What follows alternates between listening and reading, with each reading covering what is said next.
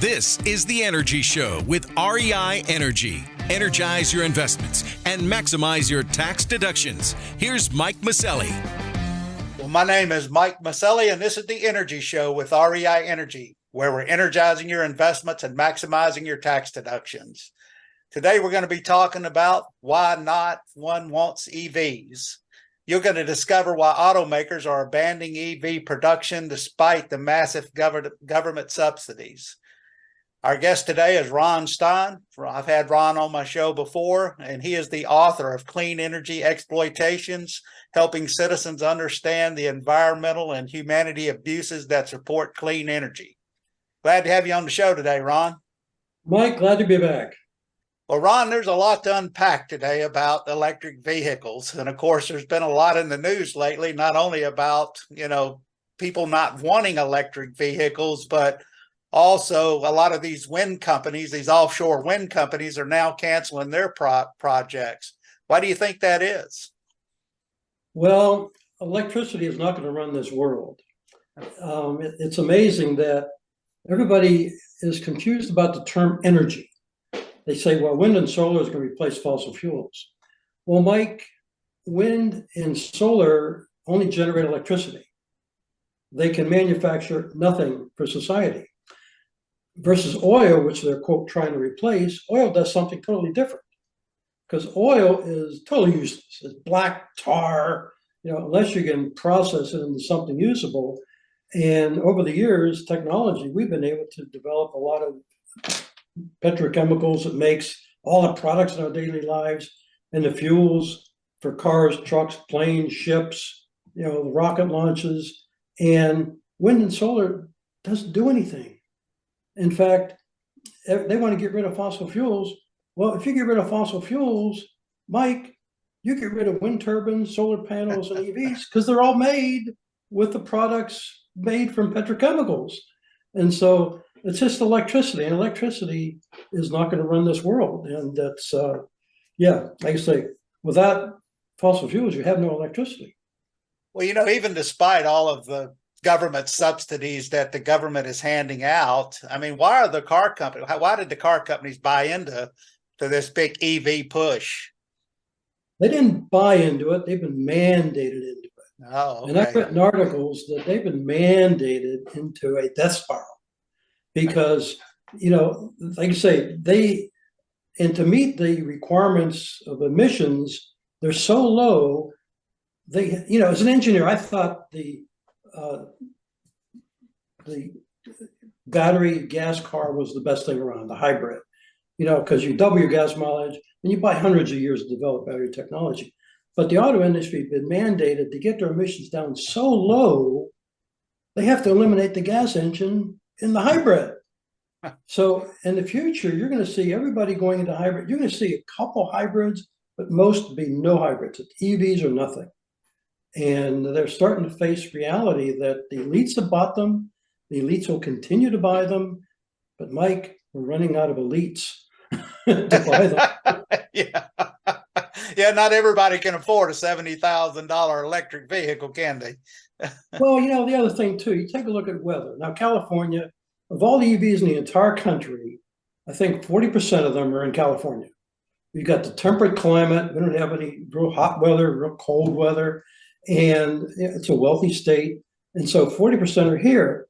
Well, it's an easy calculation. 60% are divided among the other 49 states. Well, that's like 1% per state. They don't exist anywhere else.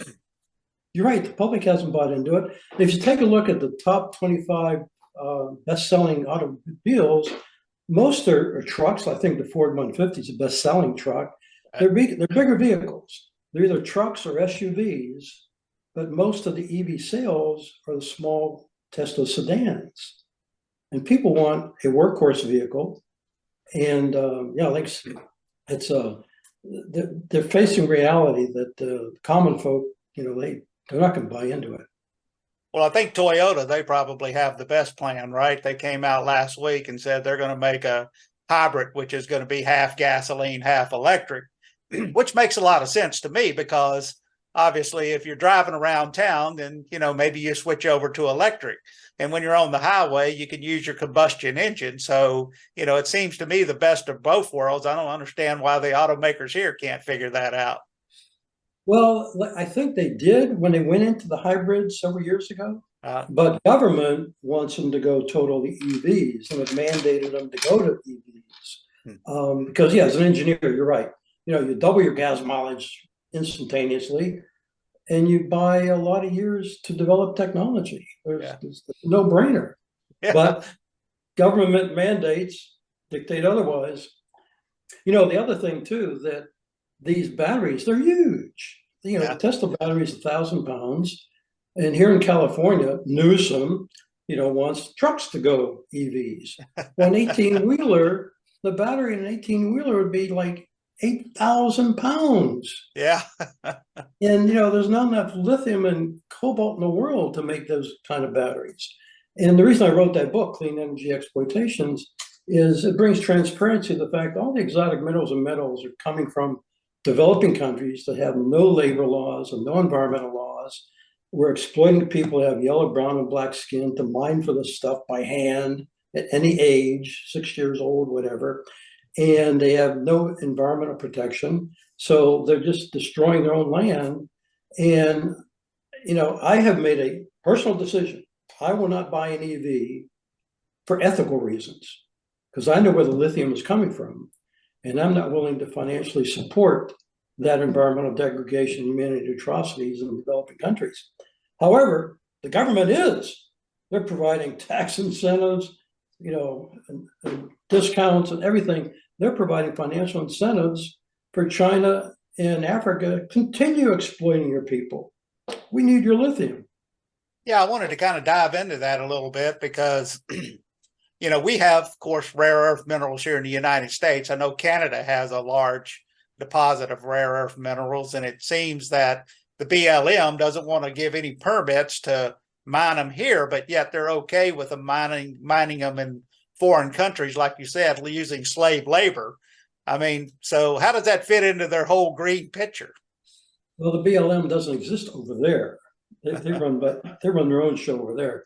But you're right. There is lithium here, but you'd have to meet the environmental laws and the labor laws, and the cost to get the lithium would be humongous, which would drive up the cost of the EV. And they can't afford to drive up the cost of the EV. They need to reduce the cost of the EV. So it's a conundrum. Like I say, you can't have your cake and eat it too. And I guess one of the biggest issues, of course, is the batteries, right? I mean, they don't last forever, do they? No. And, it's interesting. There hasn't yet been determined a way to recycle them. And, right now, when your flashlight battery, dies, I know what to do. You just throw it in the trash can. Right. Well, when Tesla dies, you need 4 buddies to pick up the 1,000-pound battery in the trash can. No, there's no recycling that's been cost effectively determined to make it viable. So as these cars, reach, 5 or 10 years from now, you're going to start seeing big batteries on the side of the road. I was talking to one of our clients, and he runs several junkyards. And of course, he says that when he gets those EV batteries in, all he can get for them is like $800. I guess when they're new, they're probably, 60% of the cost of the car. They're huge, because I think replacing a battery is, $10,000 to $20,000. God. And I read, I think it was yesterday, I was reading that one of the Uber drivers had bought a Tesla, and I guess he only got about 17,000 miles out of his battery before it died. Well, the other thing too, and one of the conundrums is that the profile of a Tesla, of an EV owner, is they're highly educated, usually 1 or 2 degrees, high income, a low mileage requirements, multi-car family, and they generally own a house where they can park the car in the garage and charge at their convenience, because they don't drive it anywhere. I've got a neighbor who's got 3 cars, 2 SUVs and an EV in the garage. I never see the EV out. It's always in the garage. If it does come out, it goes back in the garage and get charged again. No, it's totally inconvenient. And when you got a charging anxiety and range anxiety, driving is tough enough, let alone worrying about those two issues. Yeah, I think they, they make a lot of sense, I guess, to people that can afford them, that's going to the grocery store and back, or, tooling around town in them, which they look cool and all that. But like you were saying, when it comes to farmers and actually growing food and tractors and, stuff it takes to support everyday lives, I mean, diesel is still the number one fuel and will continue to be that, because the batteries just don't last that long, right? You're 100% correct, because the fuels do provide a lot of power. And, when I travel, I look at the plane, I take a step back and I look at that monster. Holy crap, they're going to get this thing off the ground. Same thing, the vehicles are big. Take a cruise, take a step back and look at the size of that ship. You're going to get this thing to move in the water? It's the same type thing, because, Newsom wanting to go with 18-wheelers to EVs, it's going to be humongous. And these guys, they're on the road for, 10, 12 hours at a time. And I don't know where they're going to charge their trucks. And then once they leave California, they're not going to have a charging station. Well, didn't California pass some law where, I know they passed a law where all cars have to be electric by 2025, but I thought they passed a law where, you can't bring diesel trucks into the state anymore to deliver product by some year. Is that not true? Well, they're trying to do that. It's by 2035 that you cannot buy anything but an EV. And, it's interesting. There's 8 billion people in this world, and 80% of them, which is more than 6 billion people, they're living on less than $10 a day. It's only the wealthy countries that are going to this green EV movement. The United States, UK, Australia, the wealthy countries really want everybody to drive an EV. But, most of the people in this world are living on less than $10 a day. They haven't joined the Industrial Revolution, and they never will. They've got nothing to lose because they've got nothing to begin with. Right. They'll just be in the trenches all the day.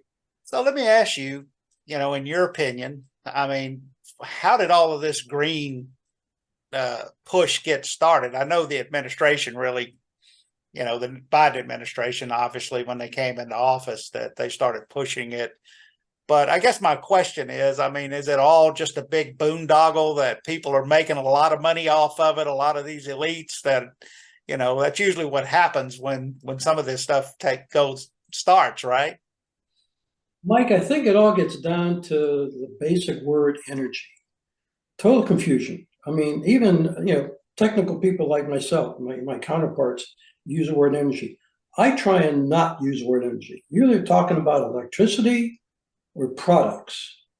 Society that we live in today is based on products. Products in our house, our workplace, the hospital. These products didn't exist 200 years ago. And now you want to talk about electricity, because electricity can charge your iPhone, but it can't make your iPhone. It can charge the defibrillator in the hospital, but it can't make the defibrillator. And so the total confusion that, wind and solar is going to replace fossil fuels. And because they're saying wind and solar is energy and fossil fuels is energy, that's you got to divvy it up, because wind and solar can only generate electricity occasionally if the wind's blowing and the sun's shining. And we got fossil fuels. There's 3 of them. There's crude oil, coal, and oil. I mean, crude oil, natural gas, and coal. Now, coal is used primarily for generating electricity, and natural gas makes a lot of fertilizers and pesticides to help us feed the world. But oil, on the other hand, is totally used. It's never used for electricity. It's only used to make the petrochemicals and makes all the products in our daily lives, and the fuels for the multitude of transportation we have. There's a lot of monster equipment out there that needs a lot of energy. I use the word energy, that need power. But no, it's just confusion among politicians that AOC, like I say, wind and solar is going to replace fossil fuels. Can't be, because you're talking electricity, and electricity cannot do what oil does. Right, because it makes a lot of the, I guess it makes over 6,000 products, right? I mean, that they use some type of either fossil fuels or petrochemicals in to make products that we use every day. Exactly. Take a look at all the industries we have, the medical industry and the communication industry. This conversation comes to an end without oil, because you're not going to have iPhones and iPads and all the telecommunication equipment we have. Electricity can make it work, but it can't make the products. Everything, another thing you have to remember, everything that needs electricity is made with oil derivatives. Yeah, there'll be nothing to electrify. Even the windmills, right? And even the solar panels are made with fossil fuel, correct? 100%. The EV, 100% made with fossil fuels. From the glass and the electronics. There's nothing on a car that is not made with oil. And like I said, anything it's got a battery, and you need all kinds of equipment that needs a lot of energy from fuels to mine for this stuff. But ultimately, you get a battery, and and they basically rely on the battery to run the car. So, yeah, there's a lot of conundrums associated with EVs. So let's talk a little bit about the electric grid. You would think if they were going to make this push towards electric vehicles that they would have first started with the grid, right?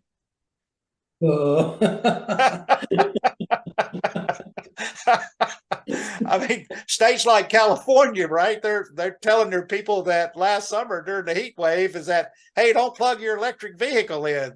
I mean, you can't really drive it today because it's too hot outside. It was Newsom that wants everybody to drive an EV, and you're right. When we had a heat spell a couple months ago, first thing you said, don't charge your EV. Yeah, but I mean, from an engineering standpoint, they if they were really serious, I mean, they would have built out the stations that it takes to charge it, the power grid first that it takes to handle all these EVs. I guess I don't really understand. I mean, what does it take to run? I don't know how many cars we have in the United States, but hundreds of thousands. I mean, what does it take to charge those cars on a daily basis if everybody went electric? Well, one thing about electricity, you basically want the power plant near your usage, because transmission lines are very expensive, and then you lose a lot of power on the transmission line. So most of your power plants are located near the people. And I'm just amazed. They're pushing for all these offshore wind turbines. And, to get that power, if the wind blowing, you got to get that power back to the people. Power out there doesn't do any good. You got to get to the people. And so they got it offshore, off the West Coast, off the East Coast. The people in Nebraska are never going to see this. So that is a good question. A good statement, because I mean, when you generate electricity offshore, I mean, is it like, I used to work for Tennessee Gas, right? When I was first started out in the business. And of course, we pushed natural gas all the way up to Chicago from the Gulf Coast. And we had a number of stations that were basically where we would repressurize the gas and, in order to send it down the line. Is that the same in electricity, or is it basically just a continuous flow once you start moving it? I mean, does it lose any of the electrical current between there and the spot that it takes to where you're trying to get it to go? Called VD, voltage drop. Oh, voltage drop. Okay. You lose a lot of power along the way. The interesting thing about building a power plant anywhere, I mean, if you build it even in Nebraska, the toughest part about building a power plant is getting the permit for the transmission lines to get it to the people, because you got to go through every city and every county, and the permitting for a transmission line is sometimes worse than getting the permit for the actual power plant because so many more people were involved. Power plants usually don't take that much space, normal power plants. And then you got to get the power to where it's needed, back to the city. And so, yeah, the transmission line permitting is a very long and laborious process because nobody wants a transmission line in their backyard. Yeah. And so you're fighting it that way. And but when you're building wind turbines offshore and bring it back to land and and then to get it where the people are, it's crazy. It's a lesson in bad economics. Yeah. Well, as I said, I mean, if people really were serious about doing all of this and not just a bunch of politicians, I mean, it would have been thought out a lot better, as far as how to charge these vehicles once you get enough of them on the street. Right. But I don't think our administration thinks that far. And one thing you said about permits, it's kind of like the oil business, right? I mean, they say, oh, we're not holding up, the oil business. They can drill wherever they want to drill. But what people don't really realize is that through the environmental protection agencies and all of these other agencies, you got to go through this huge permitting process, to drill on government land, and that's where they hold you up, right? Just like they do in the wind. Exactly. Yeah. In fact, California Governor Newsom is trying to shut down as much oil production as he can. Biden is trying to cancel as many permits as he can. And here in California, it's really disastrous because back in '95, California had a lot of oil demands, and we met 95% of them between California production and oil from Alaska. So we were 5% dependent on foreign countries back in '95. But all the governors have been mandating, reduce oil production, reduce oil production, reduce oil production. So today, California is more than 75% dependent on foreign oil coming to California to support 9 international. We got 140 airports here. Of those 140 airports, we're a big state.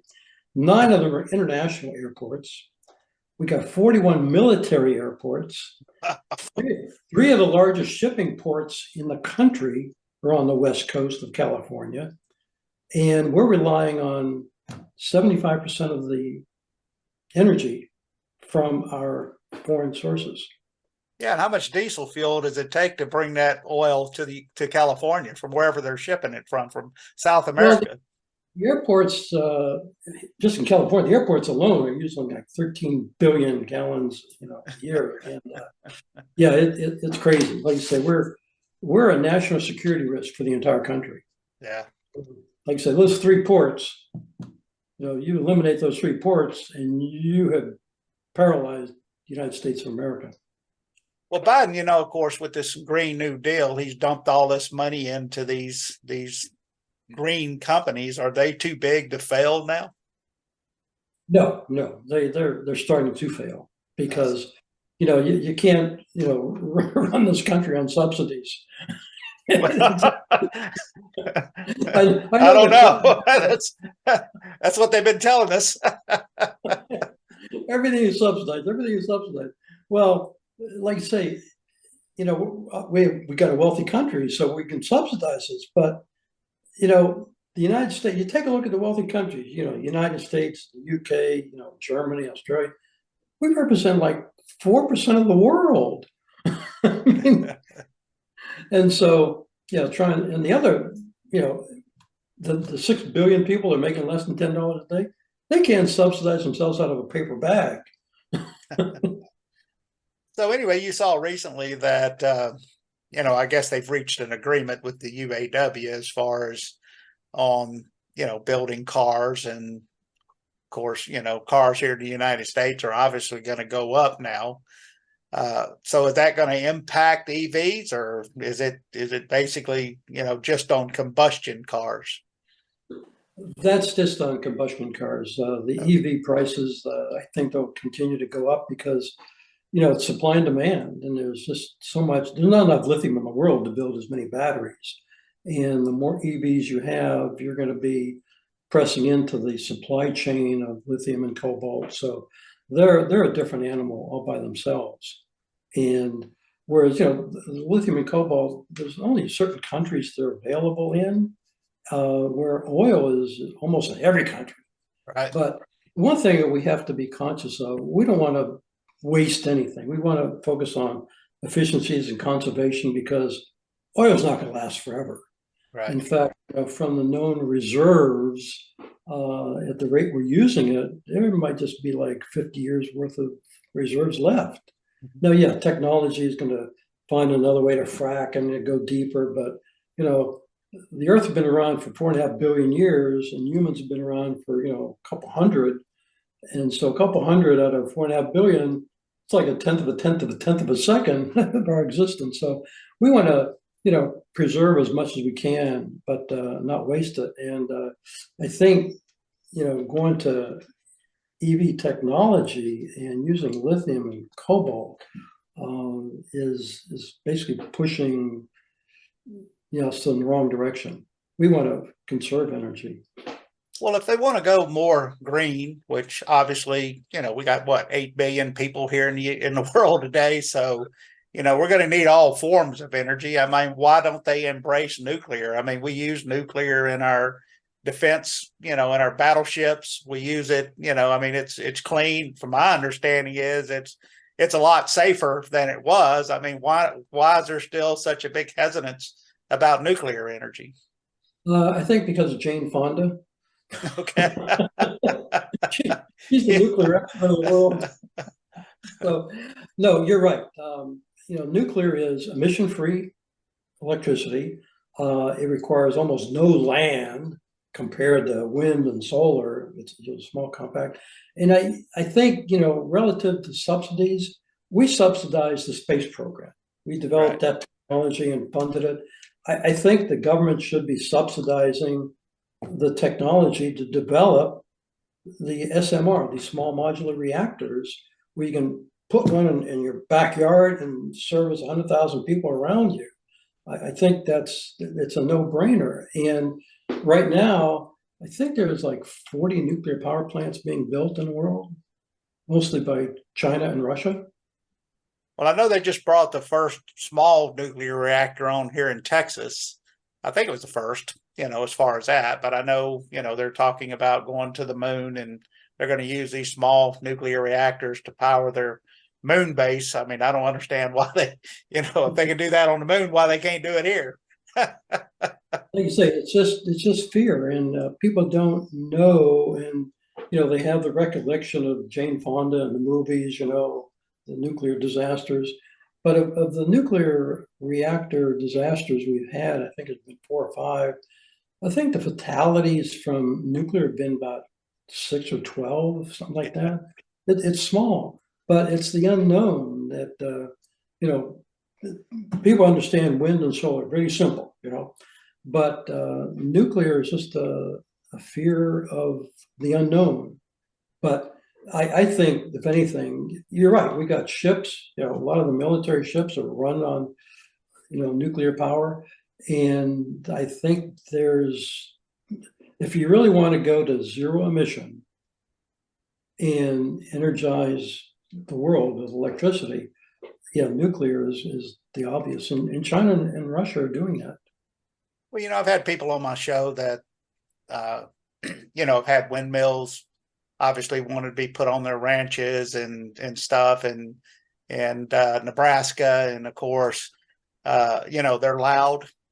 They kill birds, especially the raptors, such as eagles and hawks, right. And the birds like that. Not necessarily the smaller animals, but the smaller birds. But so when it comes down to it, they do cause pollution because you've got noise pollution. You've got these huge windmills that don't last forever. They're sitting there in these blades, I guess, some of them have just exploded into flames, and obviously they don't have a way to dispose of these blades after they use them. And I've seen them driving down the freeway. It takes almost 2 trucks to haul one of those things. So they got to be huge. I would imagine if I had a house near one of them, it'd be pretty loud. You're right. These blades, some of them are like as long as a football field. They're just huge. Yeah. It's kind of like, to give you an analogy, it's like watching a space launch out of Florida. The launch is only about 12 inches high because the camera is 20 miles away. I never thought of that. Wind turbines are just little because you're not next to them.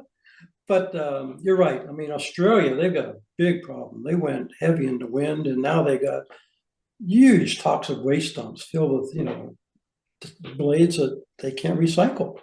But you never hear about any of that on the news, right? The news doesn't get a lot of people buying the paper if you tell them the truth about that. So they bought into, green's going to save the world. Well, I Yeah. think green is in the process of destroying the world.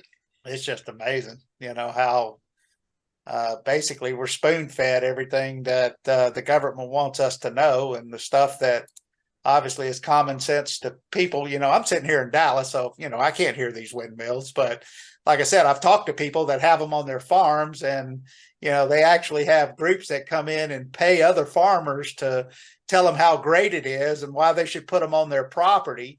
And, and most people, even the wealthy people, they don't want them offshore where they can see them, as far as from their homes. They don't care if they're shoved off somewhere else out in the Midwest where nobody's going to see them. And, and it just decimates people's farms and the value of their farms in the future.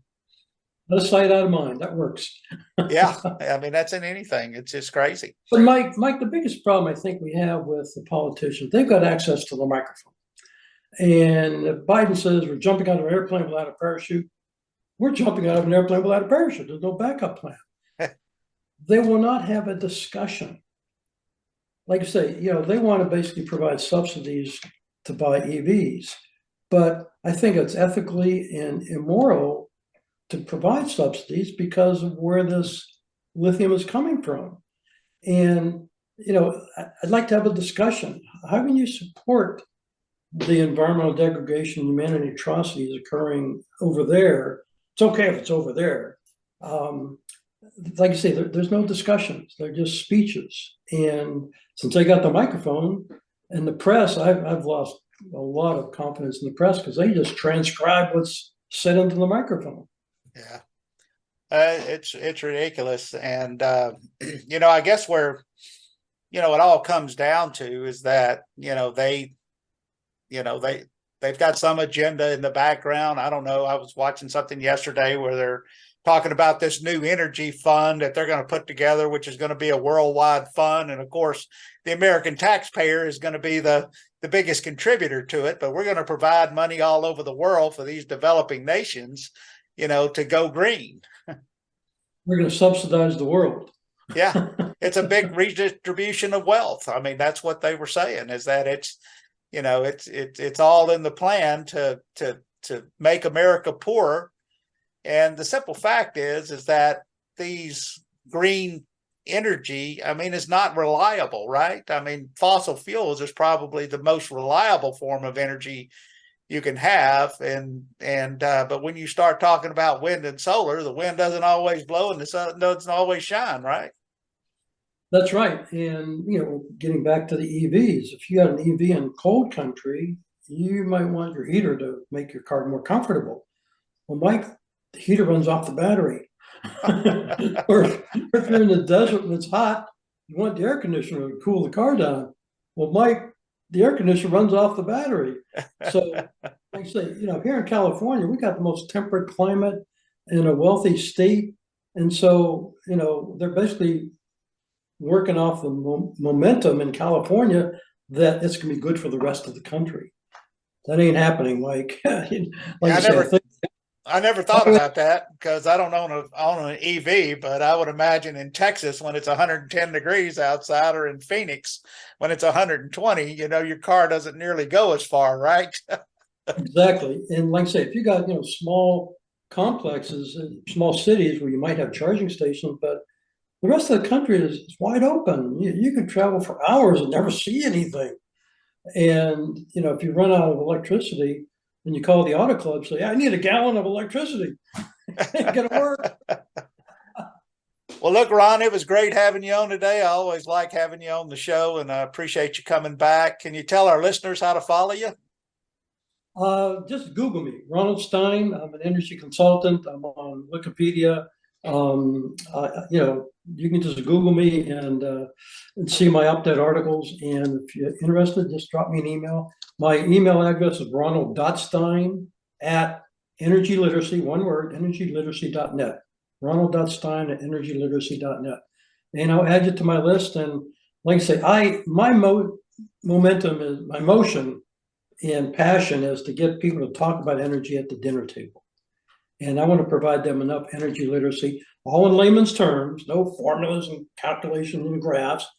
It's logic. You got to talk logic at the dinner table. And if we can get people to be more energy literate, maybe we won't have the same politicians to deal with. Well, they got to have something else to talk about politics. I mean, I guess the holidays are coming up, right? So it'd be a good time to get some ammunition. Okay. All right, Ron. Thank you very much. I appreciate it. Mike, have a great day. You too. Bye-bye. Take care. You've been listening to The Energy Show with REI Energy. Energize your investments and maximize your tax deductions. To learn more, go to reienergy.com.